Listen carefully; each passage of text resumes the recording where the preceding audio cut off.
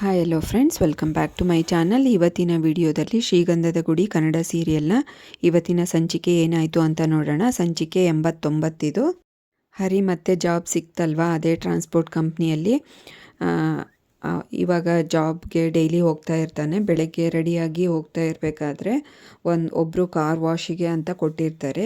Side business ಮಾಡ್ಕೊತಾ ಇರ್ತಾನೆ. ಆ ಕಾರು ತೊಗೊಂಡು ಹೋಗ್ತಾ ಇರ್ತಾನೆ. ಒಳ್ಳೆ ಕಾರ್ ಆಗಿರುತ್ತೆ, ಬ್ರ್ಯಾಂಡೆಡು. ಇವಳು ಡ್ರಾಪ್ ಕೇಳ್ತಾ ಇರ್ತಾಳೆ. ಒಂದು ಹುಡುಗಿ ಕಾಣಿಸ್ತಾಳೆ ಹರಿಗೆ ರೋಡಲ್ಲಿ. ಡ್ರಾಪ್ ಕೇಳೋದು ನೋಡಿ ಈ ಹುಡುಗಿ ತುಂಬ ಚೆನ್ನಾಗಿದ್ದಾಳಲ್ಲಪ್ಪ, ಹೇಗಾದರೂ ಮಾಡಿ ಇವಳನ್ನ ಮಾತಾಡಿಸ್ಬೇಕು ಅಂತ ಅನ್ಕೊತಾ ಇರ್ತಾಳೆ. ಅವಳು ಡ್ರಾಪ್ ಕೊಟ್ಟ ತಕ್ಷಣ ನಿಲ್ಲಿಸ್ತಾನೆ ಕಾರ್ನ. ಆ ಹುಡುಗಿ ಬಂದು ಮುಂದೆ ಕುತ್ಕೋತಾಳೆ ಅಂತ ಅನ್ಕೋತಾನೆ. ಡೋರ್ ತೆಗಿತಾನೆ, ಬಟ್ ಅವಳು ಹಿಂದೆ ಹೋಗಿ ಕುತ್ಕೋತಾಳೆ. ಇವನಿಗೆ ಒಂದು ಸ್ವಲ್ಪ ನಿರಾಶೆ ಆಗುತ್ತೆ. ಬಟ್ ಹುಡುಗಿ ಚೆನ್ನಾಗಿದ್ದಾಳೆ, ಕುತ್ಕೊಂಡ್ಲಲ್ಲ ಬಿಡು ಅಂತ ಇನ್ನು ಹೋಗಬೇಕು ಅಂತ ಅನ್ಕೊತಾ ಇರ್ತಾನೆ. ಪಕ್ಕದಲ್ಲಿ ಅವರಮ್ಮ ಬಂದು ಕುತ್ಕೋತಾರೆ. ಅಂತ ಅನ್ಕೋತಾನೆ. ಏನು ಇವರಿಬ್ಬರು ಕುತ್ಕೊಂಡ್ಬಿಟ್ರಲ್ಲಪ್ಪ, ಹೌದು ನಮ್ಮಮ್ಮ ಇವರು ಅಂತ ಹೇಳ್ತಾಳೆ ಆ ಹುಡುಗಿ. ಆಯಿತು, ಎಲ್ಲಿಗೆ ಹೋಗಬೇಕಿತ್ತು ಅಂತ ಕೇಳ್ತಾನೆ ಇವನು. ಆಯಿತು, ಇದಕ್ಕೆ ಹೋಗ್ರಿ, JP ನಗರು ಅಂತ ಹೇಳ್ತಾಳೆ, ಒಂದು ಏರಿಯಾ ಹೆಸರು. ಅದಕ್ಕೆ ನಾನು ಡ್ರೈವರ್ ಅಲ್ಲ ಮೇಡಮ್, ಇದು ನಂದು ಓನ್ ಕಾರು. ನೀವೇನೋ ಡ್ರಾಪ್ ಕೇಳ್ತಾ ಇದ್ದೀರಲ್ಲ ಅಂತ ನಿಂದಿರಿಸಿ ಡ್ರಾಪ್ ಕೊಡೋಣ ಅಂತ ಅಂದ್ಕೊಂಡಿದ್ದೀನಿ. ನಾನೇನು ಕ್ಯಾಬ್ ಡ್ರೈವರ್ ಅಂದ್ಕೊಂಬಿಟ್ರೆ ಹೆಂಗೆ ಅಂತ ಅಂತಾಳೆ. ಓ ಹೌದಾ ಅಂತ ಅಂತಾನೆ ಇವನು. ಇವರಿಬ್ಬರು ತಾಯಿ ಮಗಳು ತುಂಬಾ ಬಿಲ್ಡಪ್ ಕೊಡ್ತಾ ಇರ್ತಾರೆ. ನಮ್ಮದು ರಾಯಲ್ ಫ್ಯಾಮಿಲಿ. ಹುಡುಗಿ ಫೋನ್ ಬಂದಿರುತ್ತೆ. ಹುಡುಗ ವರ ಈ ಥರ ಬೇಕು ಅಂತ ಇರ್ತಾಳೆ ಅವರಮ್ಮ. ಹೌದಾ, ಹುಡುಗಿನ ಹುಡುಕ್ತಾ ಇದ್ದೀರಾ? ನಿಮ್ಮ ಮಗಳಿಗೆ ನಮ್ಮ ಅಣ್ಣನೇ ಇದ್ದಾನೆ, ದೊಡ್ಡ ಕಾಂಟ್ರಾಕ್ಟರು, ದೊಡ್ಡ ಇಂಜಿನಿಯರು ಅವರು ಅಂತ. ಇಡೀ ಬೆಂಗಳೂರಲ್ಲಿ ದೊಡ್ಡ ದೊಡ್ಡ ಬಿಲ್ಡಿಂಗನ್ನು ಕಟ್ಟಿದ್ದಾರೆ ಅಂತ ಹೇಳ್ತಾನೆ. ಓ ಇಂಜಿನಿಯರಾ, ಬೇಡ ಬಿಡಿ ಅಂತ ಹೇಳ್ತಾಳೆ ಅವರಮ್ಮ. ಇನ್ನೂ ದೊಡ್ಡ ಲೆವೆಲಲ್ಲೇ ಇರ್ಬೋದು ಇವರು ಅಂತ ಅನ್ಕೋತಾನೆ. ಇವಳು ಫೋನಲ್ಲಿ ಚಾರ್ಜ್ ಇರೋದಿಲ್ಲ, ಚಾರ್ಜ್ ಹಾಕ್ಕೊಡ್ತೀನಿ ಅಂತ ಹೇಳಿ ಇಸ್ಕೊಂಡು ಇಲ್ಲಿ ಚಾರ್ಜ್ ಹಾಕ್ತಾನೆ. ಆವಾಗ ಒಂದು ಕಾಲ್ ಬಂದುಬಿಡುತ್ತೆ. ಬ್ಲೂಟೂತ್ ಹಾಕಿ ಜೋರು ಇಟ್ಬಿಡ್ತಾನೆ. ಇವ್ರ ಬಂಡವಾಳ ಎಲ್ಲ ಗೊತ್ತಾಗ್ಬಿಡುತ್ತೆ. ಇವರು ಫುಲ್ಲು ಮನೆ ಬಾಡಿಗೆ ಕಟ್ಟೋಕ್ಕೂ ಇರಲ್ಲ, ಬಟ್ ಮಗಳಿಗೋಸ್ಕರ ಚೆನ್ನಾಗಿ ವರ ಹುಡುಕಬೇಕು ಅಂತ ಸುಮ್ಮನೆ ಈ ಥರ ಮಾಡ್ತಾಯಿದ್ದಾರೆ ಅಂತ ಬೇರೆ ಸೀರಿಯಲ್, ಗೌರಿ ಕಲ್ಯಾಣ ಸೀರಿಯಲ್ ಅವರು ಹತ್ಕೊಂಡಿರ್ತಾರೆ. ಅದನ್ನು ಇದು ನನ್ನ ರೇಂಜಲ್ಲಿ ನನಗಿನ್ನ ದೊಡ್ಡ ಬಿಲ್ಡಪ್ ಕೊಡ್ತಾರಲ್ಲಪ್ಪ ಇವರು, ನಾನೇ ದೊಡ್ಡ ಬಿಲ್ಡಪ್ ಕೊಡ್ತಾ ಇರ್ತೀನಿ, ಸುಳ್ಳು ಹೇಳ್ತೀನಿ ಅಂತ ಅಂದ್ಕೊಂಡಿರ್ತಾನೆ ಹರಿ. ಆಮೇಲೆ ಅಷ್ಟರಲ್ಲಿ ಈ ಕಾರ್ ಓನರು ಅಡ್ಡ ಬಂದುಬಿಟ್ಟು ನಿಲ್ಲಿಸ್ತಾನೆ. ಏನೋ ಊರೆಲ್ಲ ತಿರುಗ್ತಾ ಇದೆಯಾ, ಕಾರ್ ವಾಶಿಗೆ ಕೊಡು ಅಂದರೆ ಅಂತ ಅಂದಾಗ ಇವನ್ನ ಆಟನೂ ಬಯಲಾಗುತ್ತೆ. ಇದು ನಮ್ಮ ಕೇಸೆ ಅಂತ ಅಂದ್ಕೊಂಡು ಇವರು ಆಯ್ತು ಬಿಡು ಅಂತ ಕಾರನ್ನು ಇಳಿದ್ಬಿಟ್ಟು ಹೊರಟೋಗ್ತಾರೆ. ಅಪ್ಪ, ಇಂಥ ಸವಾಸದಿಂದ ದೂರ ಇರಬೇಕಪ್ಪ ಇವರು. ನನ್ನ ಹತ್ರ ಸುತ್ತಮುತ್ತಲು ಇದ್ದರೆ ಇವರು ಡೇಂಜರೇ, ಇವರು ನನಗಿನ್ನ ಪಕ್ಕ ಇದ್ದಾರೆ ಸುಳ್ಳು ಹೇಳೋರು ಅಂತ ಅನ್ಕೋತಾನೆ ಹರಿ. ಅವರಿಬ್ಬರು ಇಳಿದು ಹೊರಟೋಗ್ತಾರೆ. ಈ ಕಡೆ ಗಂಧದ ಗುಡಿ ಮನೆಯಲ್ಲಿ ಏನು ನಡೀತಾ ಇದೆ ಅಂತ ನೋಡ್ಕೊಂಡು ಬರೋಣ ಬನ್ನಿ. ಎಲ್ಲರೂ ಮಲಗಿರ್ತಾರೆ, ಬೆಳಕಾಗುತ್ತೆ. ಹರಿಗೆ ಎಬ್ಸ್ದಂಗೆ ಕೇಳಿಸುತ್ತೆ. ಹರಿ ಹರಿ ರೀ ರೀ ಅಂತ ಎಬ್ಸ್ತಾ ಇರ್ತಾಳೆ ಚಂದನ. ಏನಪ್ಪ ಇದು, ಇವ್ರು ಬೇರೆ ಕಣ್ಬಿಟ್ಟು ನೋಡ್ತಾನೆ. ಬ್ಲರ್ ಆಗಿ ಕಾಣಿಸ್ತಾ ಇರುತ್ತೆ. ನಿದ್ದೆ ಮಬ್ಬಲ್ಲಿ ಇವನಿಗೆ ಹರಿಗೆ. ಚಂದನ ಅವರು ಸ್ನಾನ ಮಾಡಿ ಕಾಫಿ ಇಟ್ಕೊಂಡು ಬಂದಿರ್ತಾರೆ. ಫಿಲ್ಟ್ರ್ ಕಾಫಿ ತೊಗೊಳ್ಳಿರಿ, ಫಿಲ್ಟ್ರ್ ಕಾಫಿ ಕುಡೀರಿ ಅಂತ ಚಂದನ ಹೇಳ್ತಾಳೆ. ಅದಕ್ಕೆ ಇವನು ಶಾಕಾಗಿ ಎದ್ದು ಕೂತ್ಕೊಂಡ್ಬಿಡ್ತಾನೆ. ಏನು ಮೇಡಮ್, ಕಾಫಿ ಮಾಡ್ಕೊಂಬಂದ್ಬಿಟ್ಟಿದ್ದೀರಾ, ಬೆಡ್ ಕಾಫಿ ಅಂತಾನೆ. ಅದ್ಯಾಕೆ ಮೇಡಮ್ ಅಂತೀರಾ, ಚಂದು ಅಂತ ಕರಿಬಾರ್ದಾ ಅಂತ ಹೇಳ್ತಾಳೆ. ಹೌದಾ ಚಂದುನ ಅಂತ ಅಂತಾನೆ. ಅಷ್ಟರೊಳಗೆ ಕಾಫಿ ಇಸ್ಕೋತಾನೆ. ಎಲ್ಲರೂ ಮಲ್ಕೊಂಡಿದ್ದಾರಲ್ಲ ಅಂತ ಅವ್ರಿಗೆ ಕಣ್ಣಿಗೆ ಇದನ್ನು ಹಾಕ್ತಾನೆ, ಬೆಡ್ಶೀಟು. ತೊಗೊಳ್ಳಿ ಕಾಫಿ ಕುಡಿ, ಆರೋಗ್ಬಿಡುತ್ತೆ ಈ ಚಳಿಗೆ ಅಂತ ಹೇಳ್ತಾಳೆ. ಇಸ್ಕೋತಾನೆ. ಇಸ್ಕೊಂಡು ಕುಡಿಬೇಕು ಅಂತ ಇರ್ತಾನೆ. ತುಂಬ ಖುಷಿಯಾಗ್ಬಿಟ್ಟಿರ್ತಾನೆ. ಏನಪ್ಪ ಇವರು ಹೀಗೆ ಅಂತ ಹೇಳಿ ಅವಳ ಕೈ ಮುಟ್ಟಿ ಹಿಂಗೆ ಇಸ್ಕೋತಾನೆ. ಈ ಸೀನನ್ನು ತೋರಿಸ್ತಾ ಇರ್ತಾರೆ. ಅಷ್ಟರೊಳಗೆ ಜೋರಾಗಿ ಮಳೆ ಬಂದಂಗೆ ಅನಿಸುತ್ತೆ. ಇದೇನಪ್ಪ ಮಳೆ ಬಂತು ಅಂತ ಇರ್ತಾನೆ. ಎದ್ದು ನೋಡ್ತಾನೆ. ಅಯ್ಯೋ, ಇದು ಕನಸಾ ಅಂತ ಅಂದ್ಕೊಂಬಿಡ್ತಾನೆ. ಇವಳು ನಿಂತಿರ್ತಾಳೆ. ಏನು ಚಂದು ಅಂತ ಅಂತಾನೆ. ಏನು ಚಂದು ಅಂತ ಕರಿತೀರಾ ಮೇಡಮ್ ಅಂತ ಇದ್ರಿ ಅಂತ ಅಂತಾಳೆ.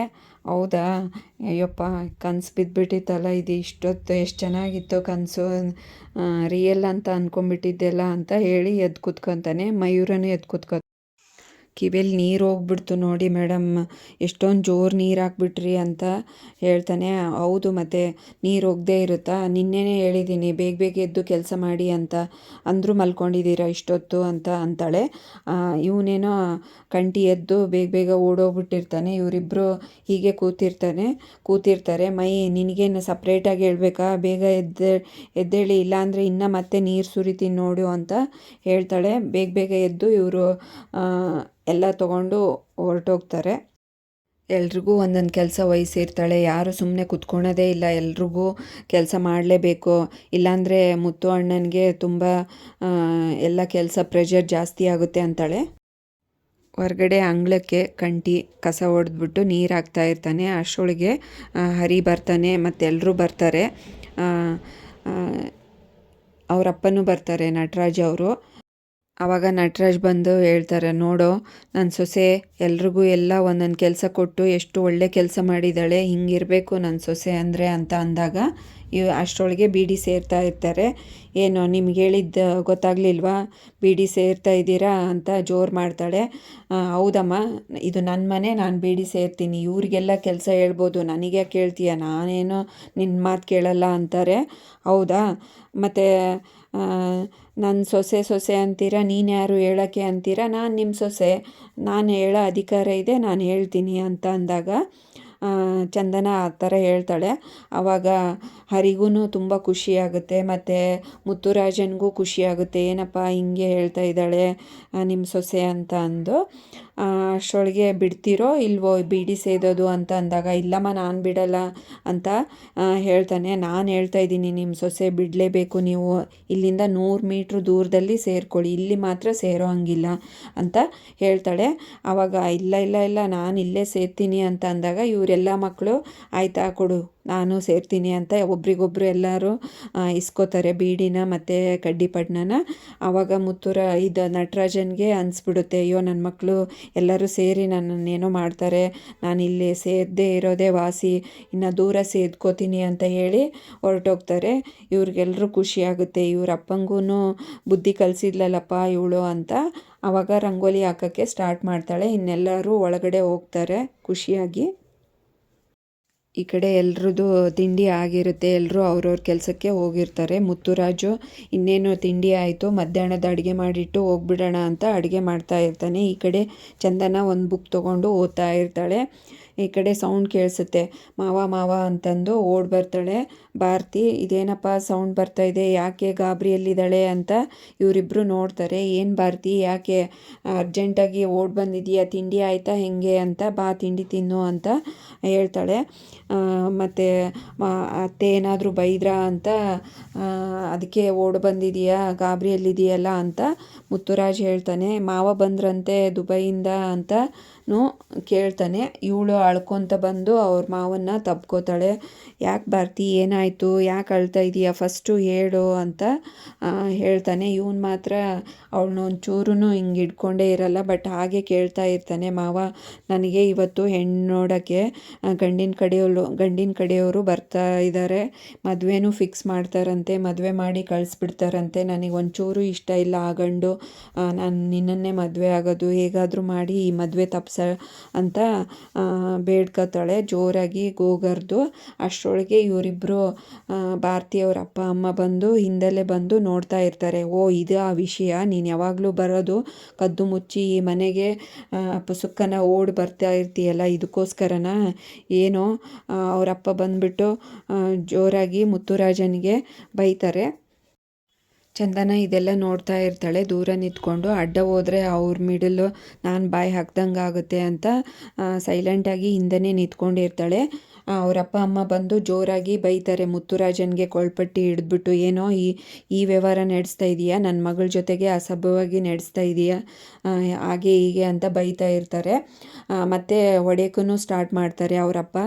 ಅದಕ್ಕೆ ಭಾರತಿ, ಇಲ್ಲಪ್ಪ ಅವ್ರದ್ದೇನು ತಪ್ಪಿಲ್ಲ, ಅವ್ರಿಗೇನು ಹೊಡಿಬೇಡ ಅಂತ ಹೇಳ್ತಾಳೆ. ಆದರೂ ಕೇಳೋದೇ ಇಲ್ಲ, ಅವರಪ್ಪ ಹೊಡಿತಾ ಇರ್ತಾರೆ. ಅದಕ್ಕೆ ಅಡ್ಡ ಬರ್ತಾಳೆ ಚಂದನ. ಯಾಕೆ ಇವ್ರಿಗೆ ಹೊಡಿತಾ ಇದ್ದೀರಾ, ಇವ್ರೇನು ತಪ್ಪು ಮಾಡಿಲ್ಲ, ಭಾರತಿ ನಿಮ್ಮ ಮಗಳೇ ಬಂದಿರೋದು ಅಂತ ಹೇಳ್ತಾಳೆ ಚಂದನ. ನೀನು ಯಾರಮ್ಮ ಕೇಳೋದಕ್ಕೆ, ಇದೆಲ್ಲ ಸರಿ ಆ ಕಡೆ ಸರಿ ಅಂತ ಅವಳನ್ನ ಆ ಕಡೆ ದಬ್ಬಿಡ್ತಾರೆ.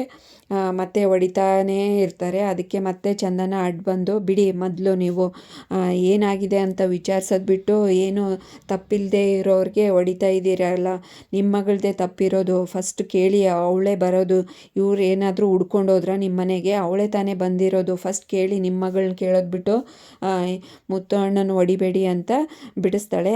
ಹೌದಾ ಅಂತ ಹೇಳಿ ಅವ್ರ ಮಗಳನ್ನ ಎಳ್ಕೊಂಡು ಹೋಗ್ತಾಳೆ ಅವರಮ್ಮ.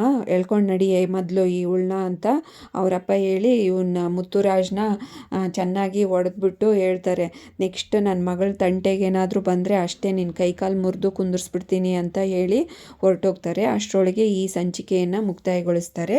ನೆಕ್ಸ್ಟ್ ಸಂಚಿಕೆಯಲ್ಲಿ ಏನಾಯಿತು ಅಂತ ಕಾದು ನೋಡೋಣ. ಅಲ್ಲಿವರೆಗೂ ಈ ವಿಡಿಯೋ ನೋಡಿದ್ದಕ್ಕೆ ಎಲ್ರಿಗೂ ಥ್ಯಾಂಕ್ಸ್. ಹಾಗೆ ಈ ವಿಡಿಯೋ ಇಷ್ಟ ಆದರೆ ಲೈಕ್ ಮಾಡಿ, ಶೇರ್ ಮಾಡಿ, ಕಮೆಂಟ್ ಮಾಡಿ, ಹಾಗೆ ಚಾನಲ್ನ ಸಬ್ಸ್ಕ್ರೈಬ್ ಮಾಡ್ಕೊಳ್ಳಿ. Thanks for watching this video.